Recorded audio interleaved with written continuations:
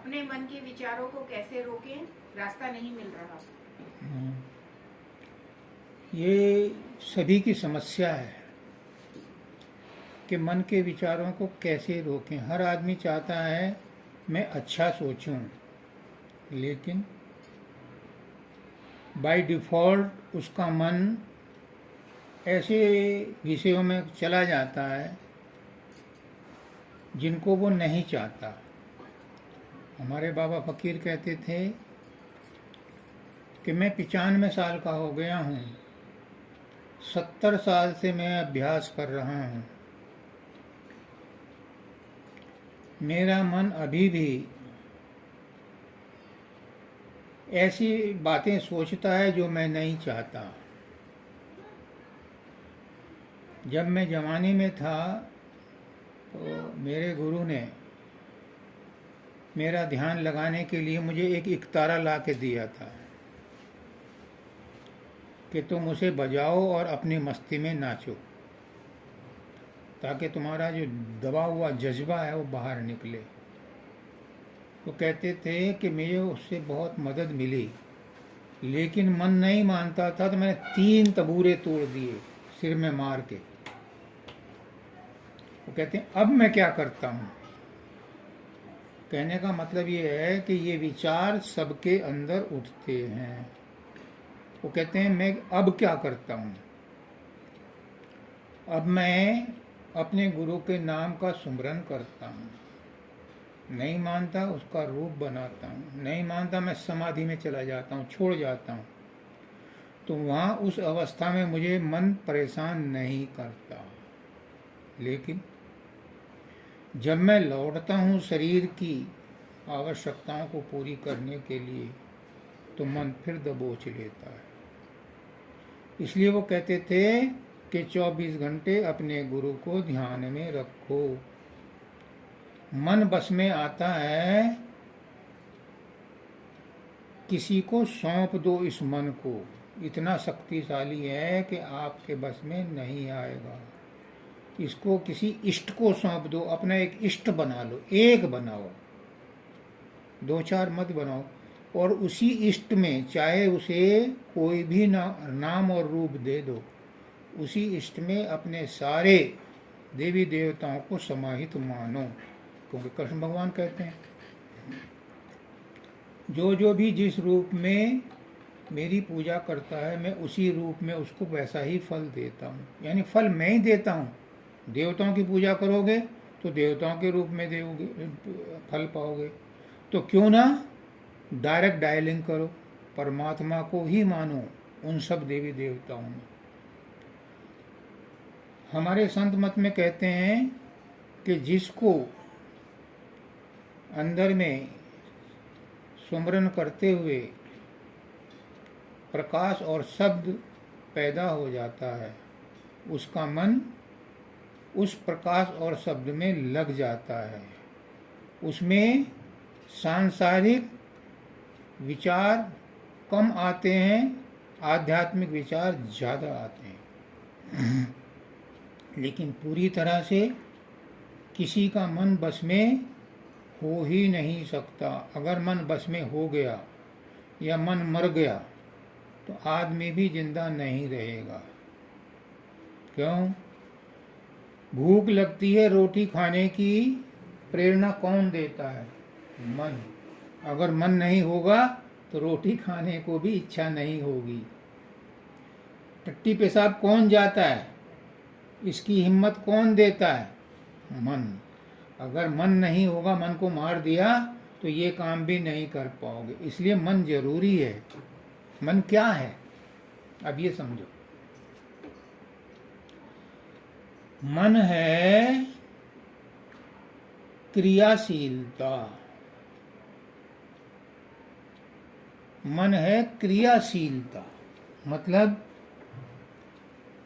जो भी क्रियाएं होती हैं वो मन के द्वारा होती हैं। शरीर स्थूल है, इसमें कोई क्रिया नहीं होती। जितनी कर्मेंद्रियां ज्ञानेंद्रियां हैं, इनमें अपने आप कोई क्रिया नहीं होती। क्रिया होती है जब मन साथ में लग जाता है। और मन हाथ में किसी के नहीं आता। साइंटिस्ट कहते हैं, डॉक्टर कहते हैं, हमने सारा शरीर चीर लिया, फाड़ लिया, हमें मन दिखाई नहीं देता, हमें आत्मा दिखाई नहीं देती। क्यों? क्योंकि वो इन चमड़े की आंखों से देखना चाहते हैं। चमड़े की आंखों से तो स्थूल दृष्टि से तो स्थूल चीज दिखाई देगी। मन सूक्ष्म है, अपने आप को सूक्ष्म बनाओ और देखो मन को मन दिखाई देता है, मुझे दिखाई देता है। और सूक्ष्म बनाओ तो आत्मा भी दिखाई देती है, लेकिन मोटी आंखों से, मोटे ज्ञान से नहीं दिखाई देता। इसीलिए कहते हैं कि मन सूक्ष्म है, सूक्ष्म शरीर है। तो प्रश्न था हमारा, अपने मन के विचारों को कैसे रोकें? अपने मन के विचारों को कैसे रोकें? इसका एक ही तरीका है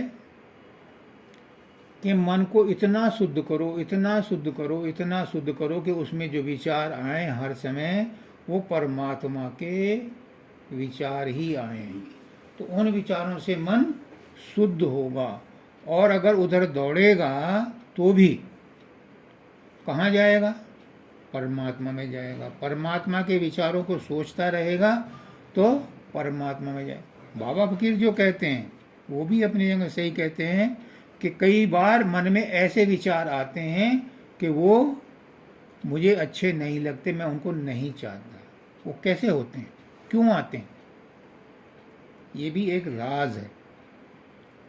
बाबा फकीर भी जानते थे, लेकिन आपको बताना चाहता हूँ। ये जो मन में विचार आते हैं ये आज के नहीं हैं, जन्म जन्मांतरों के भरे हुए हैं। ये निकलना चाहते हैं। मैं रिपीट करता हूँ, जो विचार अंदर में भरे हैं, जब आप भगवान का नाम लेते हो तो ये डर के निकलना चाहते हैं, इसलिए आते हैं। लेकिन हम इनके साथ संबंध स्थापित कर लेते हैं तो इन्हें रहने का मौका मिल जाता है। चाय पानी पिलाओ, अब मैं 3-4 दिन से यहाँ रह रहा हूँ तो मेरी सेवा कर रहे हो इसलिए रह रहा हूँ, ना मेरे खाने पीने को देते तो मैं भाग जाता हूँ। ऐसे ही मन के विचार हैं, वो जाने के लिए निकलते हैं। जब इसमें धुआं हो रहा था तो मच्छर भाग गए। ऐसे ही जब सुमरन ध्यान करते हैं, भगवान का नाम लेते हैं, तो गंदे विचार जो अंदर भरे हुए हैं वो निकल करके भागना चाहते हैं। लेकिन 99% आदमी उन विचारों के साथ उलझ जाता है, उन्हीं में खेलने लगता है, तो वो रुक जाते हैं। इसलिए आते हैं विचार कि ये पहले भरे हुए हैं और निकलना चाहते हैं, और ये बाय डिफॉल्ट हैं। बाबा फकीर कहते हैं कि जो विचार हैं इनको इतना शुद्ध बनाओ, इतना शुद्ध बनाओ कि उसमें गंदे विचारों की महक तक न रहे, खुशबू तक न रहे। क्योंकि अगर महक रह गई तो क्या है? राम सुखदास जी थे, ऋषिकेश में रहते थे और गीता प्रेस गोरखपुर के लिए लेख लिखते थे। बड़े भारी संत थे। वो कहते हैं जैसे ही मन में कोई गंदा विचार आया तो इस शरीर में 33 तरह के देवता बैठे हैं। हर अंग में कोई ना कोई देवता बैठा है। जैसे ही वो विचार उठता है वो देवता उसकी खिड़की खोल देते हैं, मजा लेते हैं।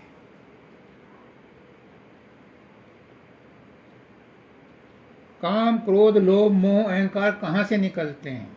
ये सब मन से निकलते हैं। और अंदर जो देवता बैठे हैं वो मजा लेते हैं फंसाने के लिए, उसकी खिड़की खोल देते हैं, यानी उसमें मजा लेता है। तो सबके अंदर हैं, लेकिन जो संत होता है वो कैसा होता है? दुख में, सुख में, लाभ में, हानि में, जन्म में, मृत्यु में, सब में समान रहता है। उसको इन चीजों का कोई संबंध नहीं रखता। तो उसको ऐसे विचार आते हैं तो चले जाते हैं।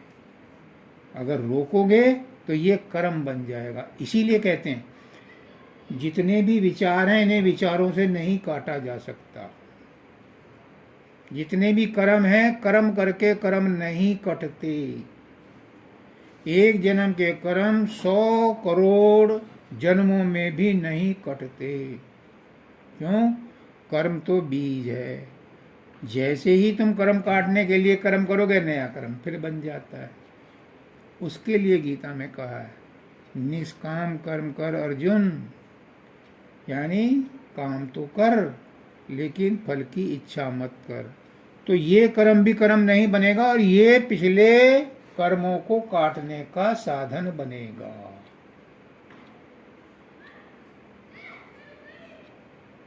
ये सेवा करती है।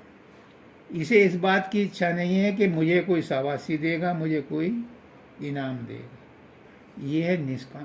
तो ये जो काम कर रही है, इसमें इसके पुराने कर्म भी कट रहे हैं। ये एक लॉजिक है। आपके हाथ गंदे हैं, आपने साबुन लगाया, वो भी एक गंदगी है। इस गंदगी को काटने के लिए आपने साबुन लगाया, वो भी गंदगी है। लेकिन जब उसे जल में धोते हैं तो वो साबुन वाली गंदगी भी और पुरानी वाली गंदगी भी दूर हो जाती है। तो जो कर्म है, जिनको निष्काम कर्म बोल रहा हूं, अगर ये प्रेम में भिगो करके किया जाए तो वो कर्म इस जन्म वाला भी और पिछले जन्म का भी कट जाता है। तो विचारों को रोकने का ये तरीका है कि विचारों को मुझे मानव दयाल जी मेरे गुरु ने लिख कर भेजा था, Rajesh, you can't stop bad feelings from coming in. मेरे पास लिखा हुआ लेटर है। You can't stop bad feelings from coming in, but you can do one thing, don't allow them to stay there. और वो मैंने हिंदी में बता दिया कि उनको वहां ठहरने मत दो, निकलेंगे, क्योंकि आप भगवान का नाम ले रहे हो तो वो जाएंगे, उनका दम घुटेगा। लेकिन जाते जाते भी तुम उनसे संपर्क में आ जाते हो और उनमें रुचि लेने लगते हो, तो क्या होता है, फिर वो स्टे करते, वो कर्म नया बन जाता। नेक्स्ट, पीड़ा में दुखी होने रोने से अपने आप को कैसे रोकें? हाँ जी, ये सबसे बड़ी समस्या है। इसका प्रैक्टिकल एग्जाम्पल देता हूं। कोई भी हो, जब तक वो शरीर में है, मन में है, तब तक उसे शारीरिक बोध भान सताएंगे, मानसिक बोध भान सताएंगे। हमारे शरीर के 3 हिस्से हैं, स्थूल शरीर, सूक्ष्म शरीर, कारण शरीर। चौथा है वो बाद में बताऊंगा, अभी 3 को समझो। जब तक तुम अपने आप को मैं मान रहे हो, तब तक परिवार का, धन संपत्ति का जितना भी संबंध इस शरीर के साथ है वो आपको दुखी करेगा, क्योंकि आपने रिश्ते नाते इस शरीर से बंधे हुए हैं। कहते हैं गीता में, तुम क्या लाए थे, क्या खो गया, किस बात का गम करते हो? कुछ नहीं लाए थे, जो कमाया यहीं कमाया, जो खर्च किया वो यहीं खर्च किया, फिर दुख किस बात का? एक लड़का था, वो समुद्र के किनारे घूमने गया, वहाँ कोई चांदी की जो होती है ना स्टिक बैग, कोई छोड़ गया। अब वो उसको मिल गई, बड़ा खुश हुआ। थोड़ी देर बाद वो अपना नहाने के लिए जैसे गया, घुसा समुद्र में, तो उसे बाहर छोड़ना पड़ा, उसे कोई और दूसरा ले गया। अब वो रो रहा है। एक साधु आया, बेटा क्यों रो रहा है? अब चांदी की मेरी छड़ी थी, वो कोई ले गया।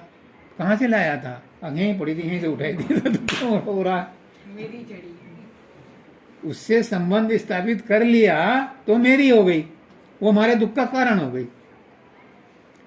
तो जितना भी हमने संबंध जोड़ रखा है ये दुखों का कारण है। मानसिक रूप से जब हम किसी से भी अटैच होते हैं, गुरु कहता है मुझसे भी अटैच मत हो, मेरा रूप बनाओ, और स्टार्टिंग के लिए जरूरी है अंदर में अपने अंदर जो परमात्मा अपना जो गुरु है उससे जुड़ो, वो तुम्हें आगे तक पहुंचाए। कैसे? जब हनुमान जी को आज्ञा मिली, उन्हें ज्ञान मिला, और क्या नाम था रीछ का, यम जामवन जी। हैं? जामवन जी। हाँ, जामवन ने जब उनको बताया कि हनुमान तुम ही ये काम कर सकते हो, तो उन्होंने अपना शरीर बढ़ाया और उनके अंदर स्फूर्ति आ गई। एक पेड़ पर चढ़ गए, उन्होंने धक्का मारा पेड़ को और तब जाकर छलांग लगाई। तो वो जो छलांग लगाए, वो जो धक्का मारा, वो क्या था? वही है आपका स्टार्टिंग पॉइंट। कहीं ना कहीं आपने झटका लेकर के छलांग लगानी। बिल्ली जब चूहे पर झपटती है तो पहले सिकुड़ती है और तब पूरी ताकत इकट्ठी करके उस पर अटैक करती। तो जो भी हमारा इष्ट है उस पर जब हम सुमरन करते हैं, ध्यान लगाते हैं, कोई सा भी इष्ट हो, चाहे हनुमान बना लो, गणेश बना लो, देवी बना लो, किसी एक को बनाओ। संत मत में तो गुरु को परमात्मा मानते हैं, हम तो संत को ही मानते हैं, गुरु को मानते हैं। किसी को मान लो, सब देवी देवता उसी के रूप हैं, कोई अलग नहीं है। जब उसने कहा मैं एक से अनेक हो जाऊं, सब में कौन है? सब में वही है, पर एक को मानो। जब उसके साथ तुम जुड़ोगे तो तुम्हारे अंदर एक तरह से कंसंट्रेशन जब होगा तो एनर्जी क्रिएट होती है। अभी जो एनर्जी है वो हमारी इंद्रियों के द्वारा बाहर निकल जाती है, कुछ सोचने में निकल जाती है, कुछ देखने में निकल जाती है, कुछ सुनने में निकल जाती है। अभी जो हम ये सुनते हैं ना सब कुछ, इन सब में हमारी ऊर्जा वेस्ट होती है। जब तुम एकाग्र होकर, मैं क्यों कहता हूँ एकाग्र होकर के सुनो, क्योंकि एकाग्र होकर के वो कंसंट्रेशन जितनी बढ़ती है, जितनी ऊर्जा उससे उत्पन्न होती है, वही हमारे काम की है। बाकी तो सब खर्चा है, इन्वेस्टमेंट वही है जो आप एकाग्र होकर के, यही असेट है, बाकी तो सब लायबिलिटी है। अच्छा हाँ, पीड़ा में दुखी सुखी होने से अपने आप को कैसे रोकें? हमारे गुरुजी कहते हैं ये शरीर जड़ है, 5 तत्वों का बना है, इसमें चैतन्यता नहीं है। इसको एग्जाम्पल देता हूँ, वैसे समझ में नहीं आएगा, थ्योरी नहीं समझ में आएगी। जब हॉस्पिटल में भर्ती होते हैं, डॉक्टर को ऑपरेशन करना होता है तो क्या करता है? एनेस्थीसिया देता है या लोकल इंजेक्शन लगाता है। उससे क्या होता है? मैंने साइंस नहीं पढ़ा, मैं तो कॉमर्स का स्टूडेंट रहा हूँ थ्रू आउट।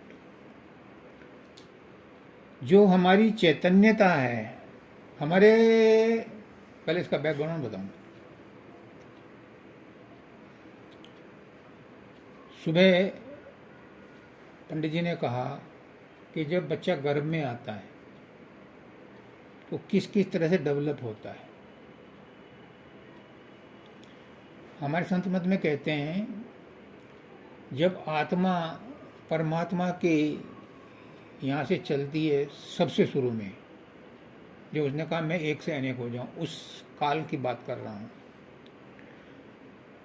तो वो परमात्मा के अंगूठे की धार से धारा के रूप में नीचे उतरती है। वो धारा जैसे बूंद उतरती है ऊपर से, वो धारा जैसे जैसे ब्रह्मांड में आती है वैसे वैसे उसके ऊपर खोल चढ़ते चले जाते हैं। एटमॉस्फेयर में आएगी, उसका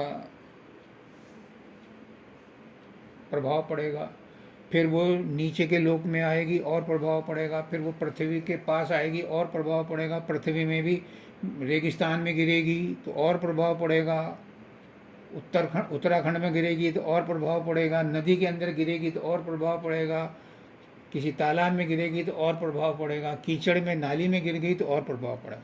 इस तरह से प्रभाव पड़ते पड़ते वो जब गर्भ में आती है तो उसके ऊपर झिल्लियाँ चढ़नी शुरू होती हैं।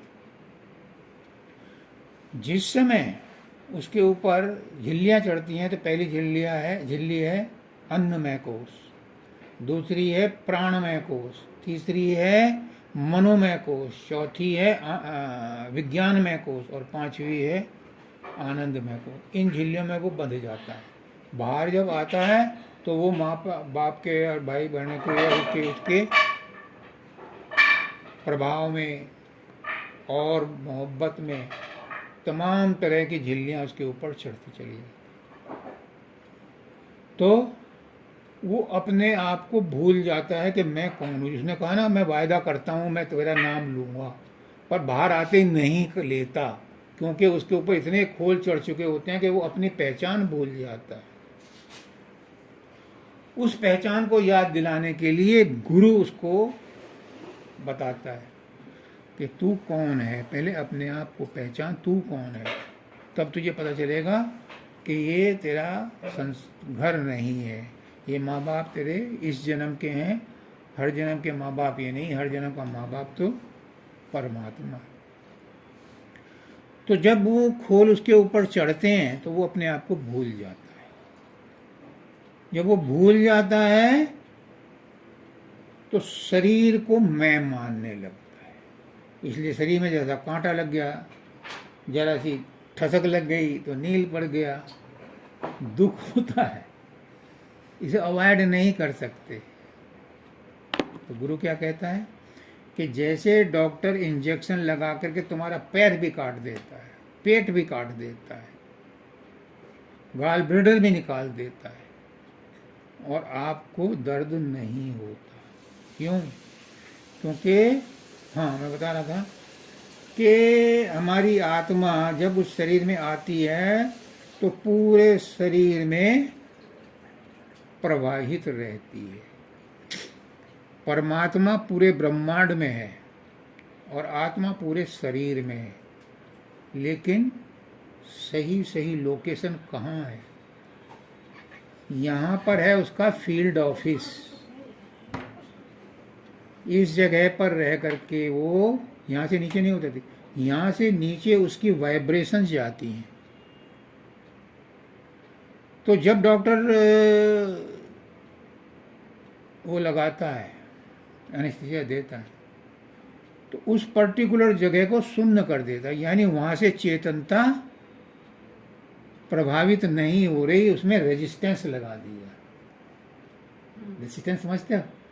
जब रेजिस्टेंस लगा दिया तो उस जगह पर उसका प्रभाव नहीं है, आप उसको काट दो, छील दो, कुछ भी कर दो। तो सुख दुख जो होते हैं इनको मिटाने के लिए गुरु क्या कहता है? गुरु के पास कौन सा इंजेक्शन है, कौन सा एनेस्थीसिया है? गुरु कहता है कि जो मैंने नाम दान दिया है ये सबसे बड़ा मंत्र है, यंत्र है। इसको जपोगे तो तुम्हारी जो चेतना है वो यहाँ से सारे शरीर से खींच करके यहाँ आएगी और यहाँ पर जितनी देर तुम टिका लोगे उतनी देर तुम्हें शरीर का दुख दर्द का भान नहीं होगा। वो मर्सी हॉस्पिटल में थे आखिरी समय में, अमेरिका में। प्रोस्टेट की शिकायत थी, यहाँ से भविष्यवाणी कर गए थे बाबा फकीर कि मैं जा रहा हूँ, घसीटा जा रहा हूँ, मुझे कुदरत खींच के ले जा रही है और मैं डब्बे में बंद होके आऊँगा, कह गए थे। लेकिन जाना इसलिए है, मेरा मानव दयाल हुआ, मेरे वाले गुरुजी जो थे वो अमेरिका में पढ़ाते थे, प्रोफेसर थे, उसके लिए जा रहा हूँ। तो जब उनको ज़्यादा बीमारी हुई तो ऑपरेशन के लिए 15-16 दिन रखा। तो डॉक्टर से पूछें, डॉक्टर साहब ऑपरेशन कब होगा? डॉक्टर कौन था? उसकी भी मजेदार कहानी। हैदराबाद का एक सत्संगी था, वो उनका श्रद्धालु था, उसका बाप। तो जैसे कहते हैं ना कि महाराज इसको आशीर्वाद दे दो, जा अमेरिका में तो डॉक्टर बन। तो उन्होंने MBBS पास किया और वो डॉक्टर वहाँ चला गया। वहाँ पर उसने टेलीग्राम किया कि मेरी इंटर्नशिप पूरी हो गई, मैं क्या करूँ? No stay here you are. अब उसकी समझ में नहीं आया कि मैं इंटर्नशिप दोबारा रिपीट करूँ क्या? ये तो बहुत बड़ा हॉस्पिटल, जैसे IIM है, इंडियन इंस्टीट्यूट मेडिकल था। उसने कई जगह अप्लाई किया, तो कहीं से हेड ऑफ द डिपार्टमेंट के थ्रू तो अप्लाई करना ही पड़ता है। तो जैसे ही बाबा फकीर का यहाँ से टेलीग्राम गया, स्टे हियर यू आर, उसके हेड ऑफ द डिपार्टमेंट ने पूछा, मिस्टर राव क्या आपको ये हॉस्पिटल पसंद नहीं? नहीं सर, ये तो बहुत अच्छा हॉस्पिटल है, हम आपको इतने $, देंगे। वो कह रहा महाराज जी का पहले ही टेलीग्राम आ लिया कि स्टे वेयर यू आर, उसी हॉस्पिटल में इनका ऑपरेशन होना 8-10 साल बाद। कैसे?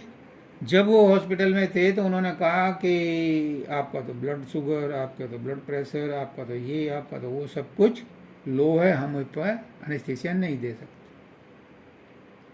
उन्होंने कहा डॉक्टर कितना टाइम लोगे? अब हमें 3 घंटे चाहिए। तैयारी में कितना लोगे? 15 मिनट। बस मैं 15 मिनट के अंदर समाधि में जा रहा हूँ, 4 घंटे बाद लौटूंगा, तुम ऑपरेशन कर लो। और वो समाधि से 4 घंटे बाद लौटे और उन्होंने ऑपरेशन वगैरह कर लिया बिना एनेस्थीसिया। मैं तो था नहीं, लेकिन वो समाधि में। अभी रूल क्या बताया कि अगर अपनी चैतन्यता को आप यहाँ एकत्रित कर लोगे तो नीचे का आपको भान नहीं होगा। हमारे जो 2 नंबर के वो थे सविदानंद जी, वो तो उनके गुरु थे जो 4 घंटे रहे। उनके 3 बार डॉक्टर ने दांत निकाले और उन्होंने इंजेक्शन नहीं लगवाया।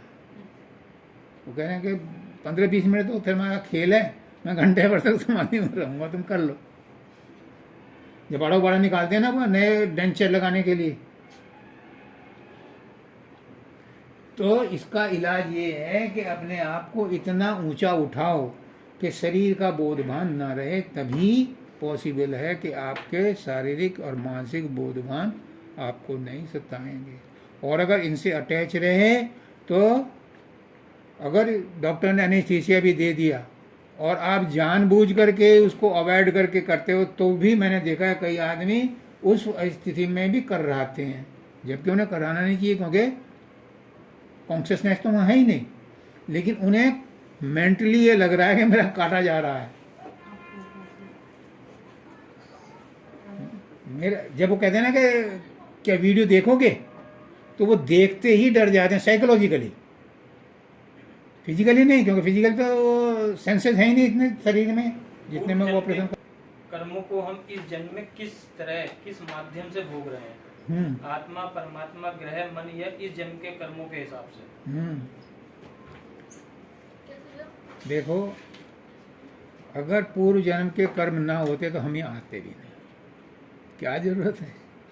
कौन सा आदमी सुखी है यहाँ? पापड़ बेल रहे हैं। हर जन्म में यहाँ आते हैं तो पापड़ ही बेलते हैं। तो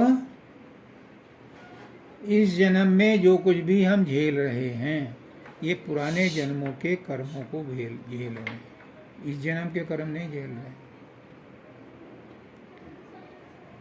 3 तरह के कर्म होते हैं,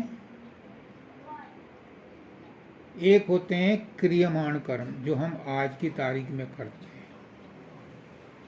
जो भी हम करते हैं वो क्रियमाण कर्म, जो भी हम क्रिया करते हैं वो क्रियमाण कर्म है। क्रियाओं के साथ जब संबंध जुड़ जाता है तो कर्म बन जाता है, वरना क्रिया क्रिया है। कोई कर्म कर्म नहीं है जब तक कि उसके साथ संबंध ना जोड़े। तो जो भी हम क्रिया करते हैं, पलक झपकते हैं, सांस लेते हैं, रोटी खाते हैं, जो कुछ भी करते हैं, ये क्रियाएं हैं। लेकिन जब हम सोचते हैं मैं रोटी खा रहा हूँ, तो ये क्रियमाण कर्म हो गया। कुछ कर्म ऐसे होते हैं क्रियमाण कर्म कि इनका फल नहीं भोगना पड़ता, ये स्वास्थ्य के लिए, शरीर के लिए जरूरी होते हैं। लेकिन अगर रोटी खा रहे हो और अहंकार के साथ खा रहे हो, या लूट खसोट करके खा रहे हो, शराब के साथ चुस्की लेकर के खा रहे हो, तो ये भी कर्म है। इसलिए कहते हैं सात्विक आहार से कर्म नहीं बनता। फिर क्रियमाण कर्म, आज की तारीख में जो आप कर्म कर रहे हो, इसमें से कुछ कर्म ऐसे हैं जिनके साथ कामना जुड़ी हुई है, वासना जुड़ी है, वो कर्म बन जाता है। कहाँ?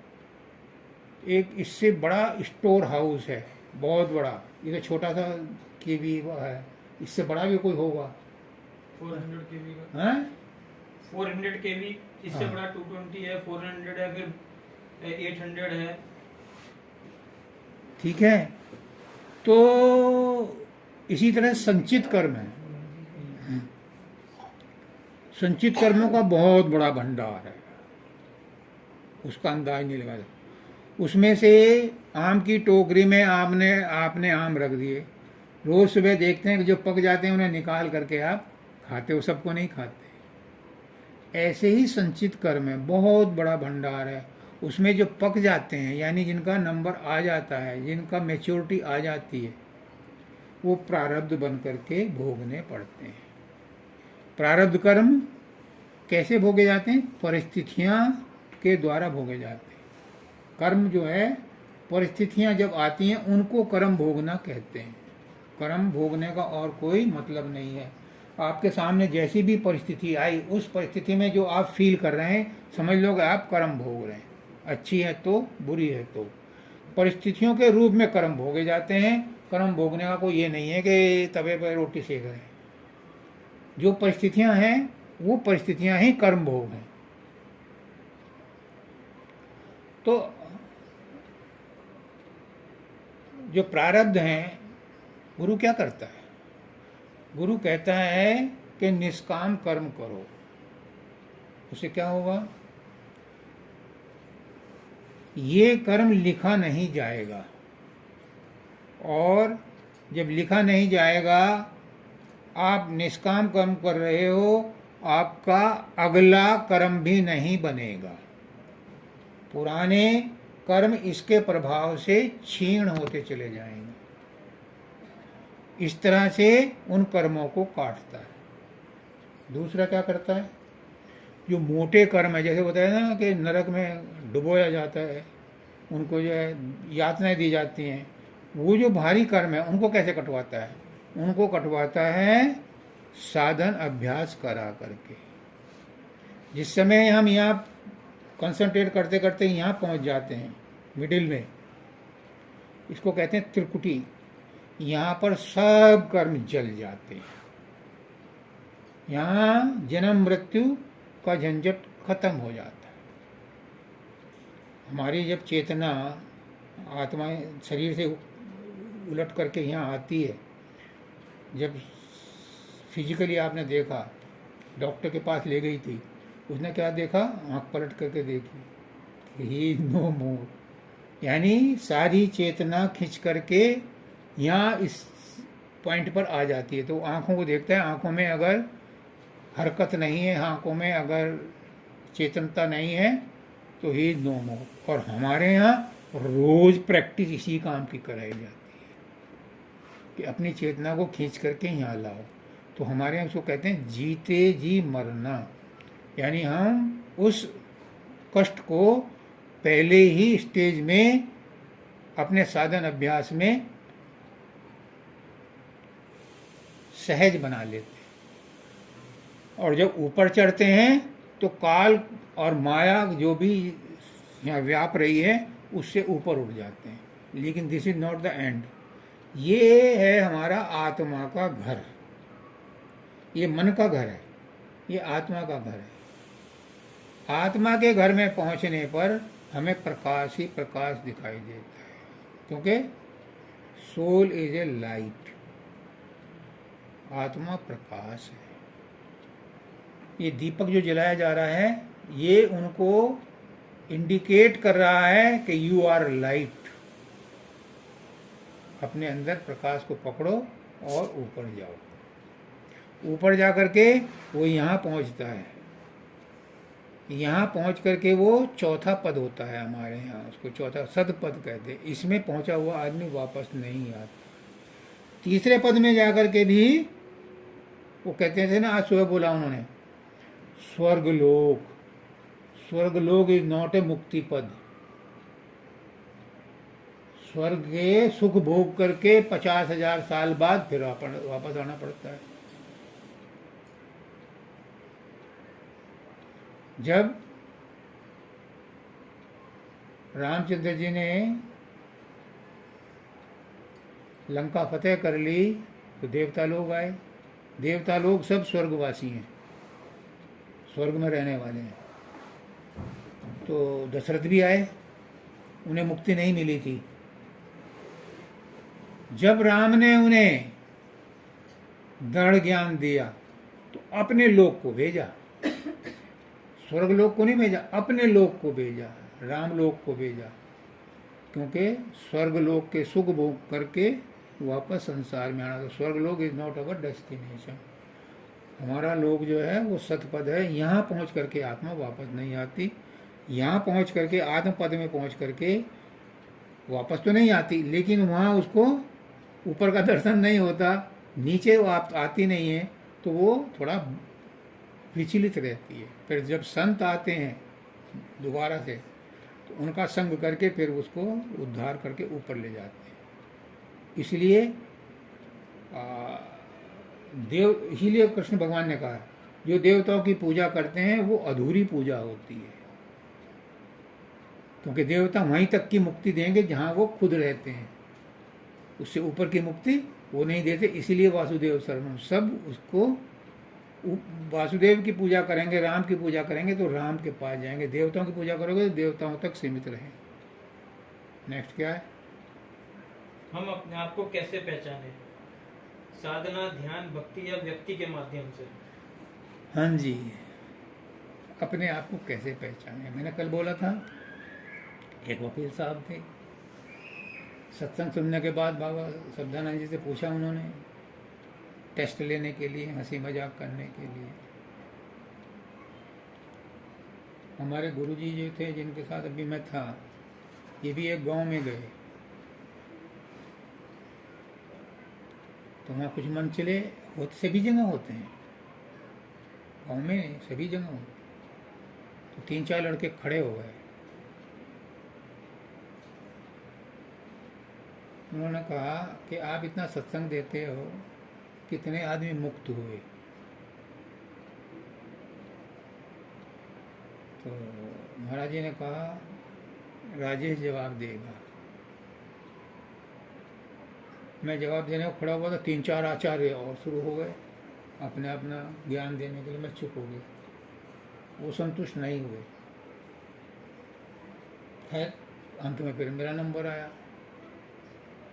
मैंने कहा कि भाई ये जितने आदमी बैठे हैं 70-80, गाँव में जितने भी आदमी हैं 200-250, उनसे पूछ करके आओ कि मुक्ति क्या होती है, मुक्ति चाहिए क्या? जो 70-80 आदमी बैठे इन्हीं से पूछ लो, फिर गांव में पूछ के आई होगी कि मुक्ति चाहिए क्या? तो उन्होंने कहा हमें ना चाहिए, हमें तो रोटी पानी चाहिए, हमें तो रोटी मिलती रहे यही बहुत है। तो मैंने कहा गुरु कहाँ से मुक्ति देते जब चाहते ही नहीं है?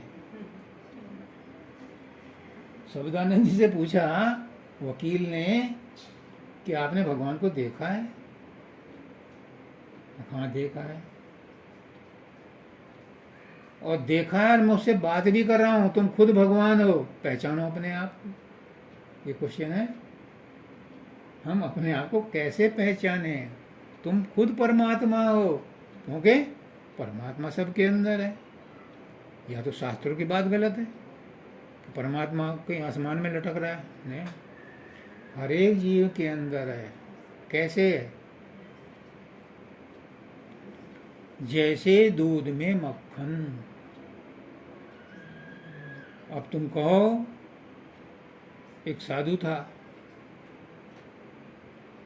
वो आया राजा के दरबार में, क्योंकि राजा ने एक शर्त लगा दी कि मुझे परमात्मा के दर्शन चाहिए, मुझे परमात्मा से मिलना है। और थ्योरी नहीं चाहता, प्रैक्टिकल चाहता। बहुत बहुत विद्वान आदमी आए, सबने अपने अपने तर्क दिए, उन्हें हमें तर्क नहीं चाहिए, बैठ जाओ, मुझे परमात्मा के दर्शन कराओ। अब सब हक्का बक्का उनका गए, जो चाहोगे मैं राज भी सारा दे दूंगा तुम्हें, सारा ही दे दूंगा, आधा भी नहीं, मुझे परमात्मा के दर्शन करो। एक साधु आया, तो उसने कहा कि आप परमात्मा के दर्शन करा सकते हो? हाँ करा सकता हूँ। कब मिलना चाहते हो? अब मैं परमात्मा के दर्शन पूछ रहा हूँ, कब मिलने की बात नहीं। वो कह रहा है मैं भी यही कह रहा हूँ कि कब मिलना चाहते हो। अब मैं अभी मिलना चाहता हूँ। ठीक है, अभी मिलवा दूंगा, अपना नाम पता लिख कर भेजो, दो मुझे अपना विजिटिंग कार्ड। उसके बजी ने लिख करके दिया, मैं ये हूँ, मेरे बाप का नाम ये है, मैं राजा हूँ, मैं ये हूँ। तो उसने कहा, बाबा ने, कि तुम्हारा परिचय तो ना हुआ ये, तुम उसके बेटे हो, वो कौन है, उसका बाप कौन है, उसका बाप कौन है, तुम क्या हो, तुम राजा हो, उससे पहले कौन राजा था, उसके बाद कौन राजा होगा। मैं जिसके पास अब तुम्हारी स्लिप भेजूं, उसे मैं क्या लिख करके भेजूं कि तुमसे मिलना चाहते हैं। जब अफसर के पास जाता है कोई, तो उससे पहले भेजते ना स्लिप कि मैं वो फला आदमी मिलने आया, मैं किस नाम से आपका परिचय दूं। अब राजा घूम गया। जब तुम राजा नहीं थे तब भी तुम थे, जब बच्चे थे तब भी तुम थे, अब तुम राजा नहीं रहोगे तब भी तुम रहोगे। तुम्हारा अपना परिचय क्या है, मैं वो नाम भेज दूंगा अंदर। राजा घूम गया। उसने कहा चलो ये बात तो मैं मान लिया कि मुझे अपना पता नहीं है, पर मुझे परमात्मा का दर्शन कराओ। राजा अड़ गया। उसने कहा ठीक है, अभी परमात्मा का दर्शन कराता हूँ, मुझे ताजा मक्खन चाहिए,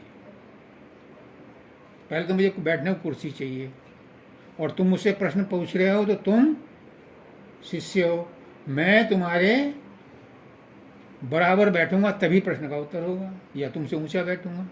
राजा नीचे आ गया, उसे ऊपर बैठा दिया। अब उसने कहा कि मुझे मक्खन ताजा चाहिए, तभी मैं आपको अगला, यह तुमने कहा ना पानी पिला दो इनको, पानी पिला दे,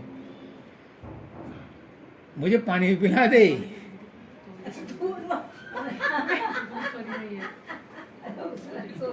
तो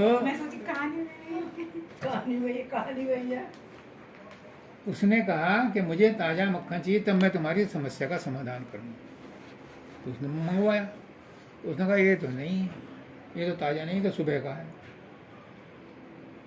तो अभी कैसे होगा? अब मुझे नहीं पता, मुझे ताजा चाहिए। अब दूध को बिला में तो इतनी जल्दी मक्खन थोड़ा ही ना निकलता है।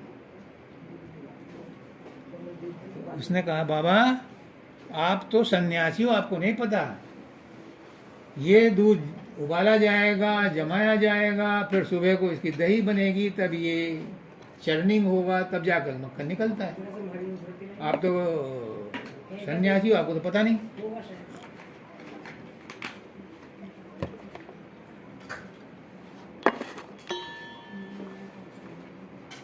तो बाबा बोले राजन आपने बिल्कुल ठीक कहा, आपको अभी चाहिए तो अभी दूध में से मक्खन नहीं निकल सकता, इसके लिए आपको वेट करना पड़ेगा, प्रोसेस करना पड़ेगा। और परमात्मा जो सबका अलग है। इष्ट है, वो तुम्हें ऐसे इन आँखों से ऐसे ही कैसे मिल जाएगा? ध्यान करो, समाधि लगाओ, चर्निंग करो, समाधि में पहुंचोगे तब तुम्हें परमात्मा। राजा को बात समझ में आ गई, अपनी बात पर जब उस समझ में आ गई तो वो उसके चरणों में गिरा। तो अपने आप को कैसे पहचाने? ये थियोरिटिकल क्वेश्चन नहीं है, इसे तो खुद खाओ और जान जाओ। ये खुद खाने की चीज है। हरेक को अपने आप अपना परमात्मा स्वयं ढूंढना पड़ेगा। विवेकानंद कहते हैं, दुनिया का कोई गुरु, दुनिया का कोई महात्मा तुम्हें तुम्हारे अंदर परमात्मा को नहीं दिखा सकता। तुम्हें खुद अपने आप अपने परमात्मा को अपने अंदर ढूंढना। दूसरा तुम्हें सलाह दे सकता है, रास्ता दिखा सकता है, मार्ग बता सकता है, पर तुम्हारे अंदर खुद नहीं घुसेगा। तुम्हें खुद घुसना पड़ेगा। रोटी तुम्हें खानी पड़ेगी, तभी पेट में शांति मिलेगी। पानी खुद पीना पड़ेगा। दूसरा पानी पी लेगा, तुम्हारे पेट में प्यास नहीं बुझेगी। दूसरे के रोटी खाने से प्यास नहीं बुझती है, भूख नहीं बुझती है। हर एक को अपना साधन खुद करना पड़ता है। जब सामान्य चीज़ों के लिए इतनी जरूरी है तो आत्मा का ज्ञान दूसरा कैसे दे सकता है? और आत्मा का ज्ञान शब्दों से नहीं दिया जा सकता। सैन बैन से गुरु इशारा करता है और अपने सामने बैठा के कहता है, ठीक है, अब तुम पहली स्टेज पे आ गए, अब तुम दूसरी स्टेज पे आ गए, अब तुम तीसरी स्टेज पे चलो। इस तरह से वो स्टेप बाय स्टेप आपको अंदर की चढ़ाई करवाता है। ये कहीं किताबों में नहीं है, ये सीना बसीना सामने सामने बैठ करके अभ्यास करता है। जो साधन अभ्यास बताते हैं गुरु लोग, ये तो मन को साफ करने के लिए है। इसका परमात्मा के आत्मदर्शन से कोई संबंध नहीं है। परमात्मा का आत्मदर्शन तो गुरु के टच से होता है।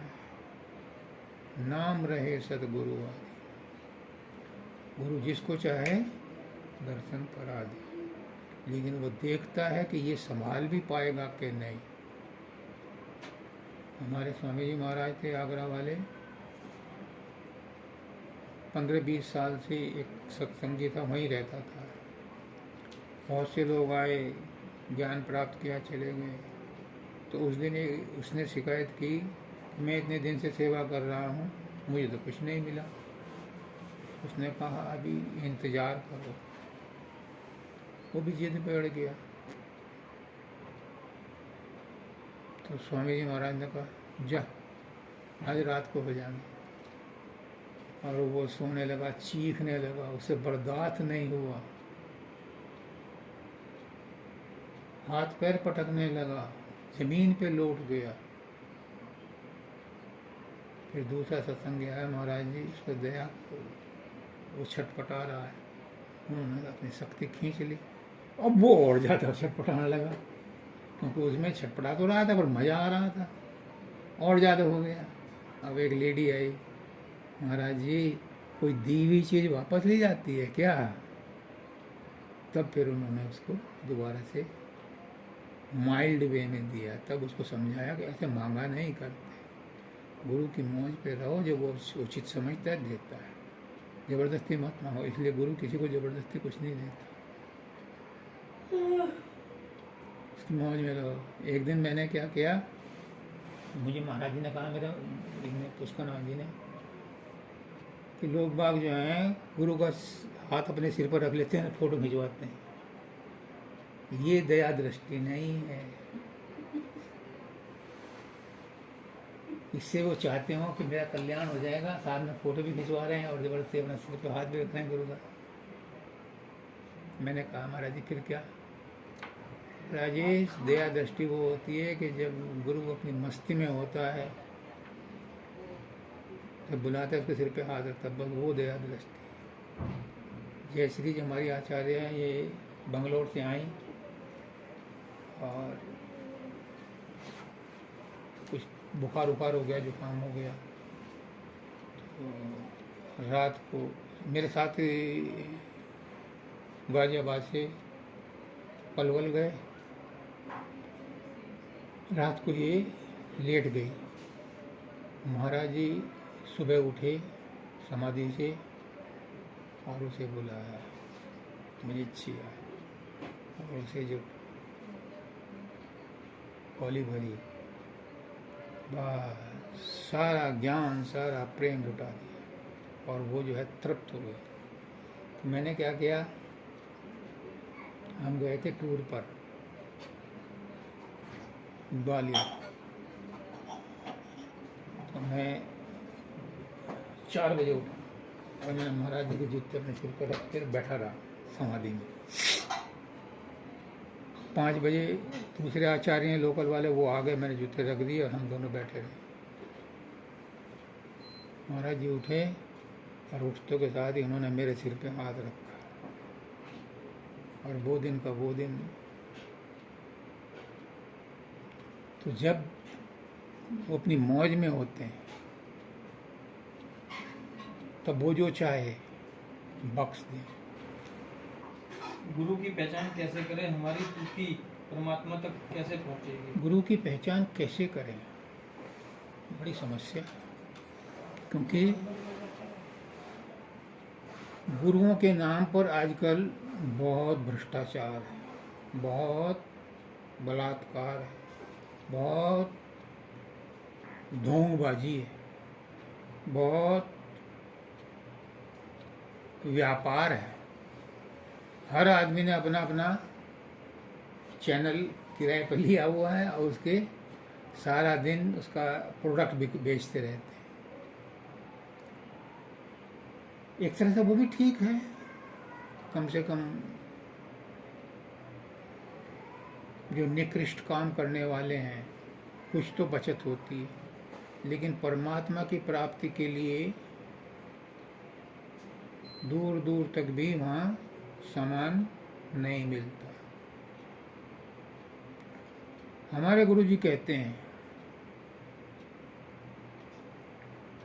कि अगर तुम्हें गुरु को ढूंढना, मैंने नीरज से कहा था, उसका लड़का बैठा था, अगर तुम्हें सच्चा गुरु चाहिए अपने मन में 4 प्रश्न पैदा करो।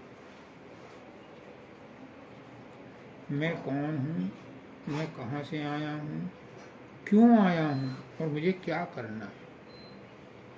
इन 4 प्रश्नों को रोज दोहराओ, जहाँ से भी तुम्हें मिले आंसर ढूंढो, अपने अंदर गहरे इस पर मनन करो। जब तुम्हारी तड़प बढ़ जाए, तुम्हारे अपने आप नहीं मिलेगा आंसर, जब तड़प बढ़ जाएगी तो वो तड़प इतनी ज़्यादा होगी कि जैसे कुकर में सीटी आती है, विसिल लगती है, तो वो परमात्मा तक पहुंचेगी तुम्हारी आवाज़। और परमात्मा उस इलाके में जहाँ कहीं भी नियरेस्ट टैक्सी होगी, उस कैब वाले को कहेगा वो तुम आ जाकर कॉन्ट्रैक्ट करो। जब टैक्सी बुक करते हो तो तुम्हारे आसपास जितने कोई जो भी टैक्सी होगी, उस टैक्सी को वो कंट्रोल रूम इंस्ट्रक्ट करता है कि वहाँ जा कर के कॉन्ट्रैक्ट, वो तुम्हारी बुकिंग है। तो जिस समय तुम्हारी तड़प बढ़ जाएगी उस समय मालिक कोई ना कोई ऐसी सूरत बना देगा, या तो तुम किसी सत्संग में गए होगे या कोई सत्संगी तुमसे ऐसी बात करेगा कि तुम्हें उसका अता पता मिल जाएगा। और जब तुम्हारे प्रश्नों के उत्तर उससे मिलने शुरू हो जाएं, तुम्हारी जिज्ञासा तुम ही जानते हो, उसे नहीं पता, जब तुम्हारी वेवलेंथ उससे मैच करे, समझ लेना बस यही मेरा गुरु, फिर उसे मत छोड़ना। वैसे तुम अगर ढूंढने जाओगे तो किसी भी ठग के साथ जुड़ सकते हो और वो तुम्हारा अहित कर सकता है। ये हमारे गुरु जी कहते थे कुछ करने कि ऐसे नहीं ढूंढा जाता गुरु। गुरु को अपने अंदर में तड़प पैदा करो, वहाँ से जो आवाज़ निकलेगी वो आवाज़ ब्रह्मांड में जाएगी। और जो आपका सुटेबल, इसमें लिखा है गुरु पहले से तय है सबका। इसीलिए मैंने नीरज के लड़के को चेला नहीं बनाया। उसकी जब इच्छा होगी, जब उसकी तड़प बढ़ेगी, जो भी उसका गुरु होगा निश्चित होगा, वो उसके साथ जुड़ेगा, तब उसका कल्याण होगा। तो गुरु हर एक का पहले से निश्चित है, लेकिन मुक्ति पहले से निश्चित नहीं है। सत्संग, सतगुरु और सतनाम ये तो निश्चित हैं, लेकिन मुक्ति इस जन्म में मिले ये इस जन्म का कर्म है, ये भाग्य में नहीं लिखी, ये प्राप्त करनी पड़ती है, इसके लिए एफर्ट्स करने पड़ते हैं। गुरु भाग्य में लिखा है, बड़े भाग मानुष तन पावा। सबसे बड़े भाग्य हैं कि हमें मनुष्य जन्म मिला, उससे भी बड़े भाग्य हैं कि हमें गुरु मिला, उससे भी बड़े भाग्य हैं कि सत्संग मिला, उससे भी बड़े भाग हैं कि सत्संग की बात समझ में आई। और ये सब चीज़ें जब होती हैं तो क्या होता है, उस समय मुक्ति का द्वार खुलता है, क्योंकि मनुष्य शरीर मोक्ष द्वार है, इसमें ही मोक्ष मिलता है, और योनियों में मोक्ष नहीं मिलता, और योनियाँ तो भोग योनियाँ हैं। हमारी आवाज़ वहाँ तक नहीं पहुँचती, लेकिन पहुँचती है। दर्दे दिल से पुकारो, द्रौपदी की पहुंची थी, जब उसके सारे सहारे टूट गए और वो बेसहारा हो गई, तब उसने जब पुकार लगाई तो वहाँ पहुंची। उसके कान भी हैं, उसकी आंख भी है, उसका सब कुछ है, वो देखता है, सबको सुनता है, लेकिन ये कहता है। बेंगलोर गए हम, इन्हीं के सामने की बात है, एक लेडी आई, बहुत दुखी थी, अभी भी दुखी थी। उसने कहा महाराज जी मुझे मुक्ति चाहिए। मेरे मुंह से निकल गया मुक्ति मिल जाएगी, लेकिन एक शर्त है, इस इच्छा के अलावा कोई इच्छा मत रहने देना। एक इच्छा होगी तो पूरी होगी, मैंने इसको बोला था वासुदेव को। इसने उसे सुना और अमल किया। एक इच्छा होगी तो इसी जन्म में पूरी हो जाएगी, 1000 इच्छाएं होंगी तो 1000 जन्म लेने पड़ेंगे। किसी की हिम्मत ये नहीं है कि कोई डंके की जोड़ पर कहते हैं इसके अलावा मेरी और कोई इच्छा नहीं। सबकी कुछ ना कुछ और इच्छाएं बाकी हैं। जब सब इच्छाओं का अंत हो जाता है और एक ही इच्छा रहती है। इनकी बुआ हैं जान सकें, थी, लाइव एग्जाम्पल है। उसकी बहू बहुत गरीब थे, उसका पेनक्रिया खराब हो गया और मेरठ में आ गए, और मेरठ का बिल भी कौन भरे हॉस्पिटल। अब मुझे ले जाते हैं, चलो मिल जाओ, चलो मेरा क्या बिगड़ता है, मैं भी चला गया। तो रोने लगी। मैंने कहा बुआ जी रोने धोने से कोई मिलता नहीं, और बेटे फिर मैं क्या करूं। मैंने कहा तुम करो, तू मेरा मैं तेरी, तू मेरा मैं तेरी, मैं तो रटती रहो रटती रहो रटती रहो रटती रहो, भूल जाओ सब गम भूल जाओ। महीने 2 महीने में वो ठीक हो गई। 5-6 साल बाद में गया, बेटा वो मैं अभी छोड़ दूंगा, करती रहो। मैंने कहा ये इसको ले जाओ साथ ही, करती रहो, कोई पैसा तो खर्च होता नहीं। मंदिर में जाने के लिए भी फूल चाहिए, पानी भी चाहिए चढ़ाने को। मैंने कहा इसमें तो कुछ भी नहीं, करते रहो। तो जब आदमी सब तरफ से लाचार हो जाता है और उसका कोई सहारा नहीं है, तो सुनेरी मैंने क्या है, बलराम, सुनेरी मैंने निर्बल के बलराम। कोई निर्बल हो सच्चा तो परमात्मा उसे अपना लेते हैं, क्योंकि परमात्मा के तो सब बच्चे हैं, और सब सामान्य रूप से हैं। जो विशेष रूप से विशेष प्यार करता है बस परमात्मा दौड़े चले आते हैं आधा ही नाम लिए हुए। ऐसा नहीं है, वो भी तड़प रहा है। और एक बात बात हमारे गुरुजी ने कहा था, मानव दयाल जी ने, कलयुग में वहाँ बहुत सीट खाली हैं, वैकेंट पड़ी हैं, क्योंकि कोई समाधि ध्यान और ध्यान पूजा पाठ करने वाला है ही नहीं। तो 30% वालों को भी पास कर रहे हैं, मोक्ष दे रहे हैं।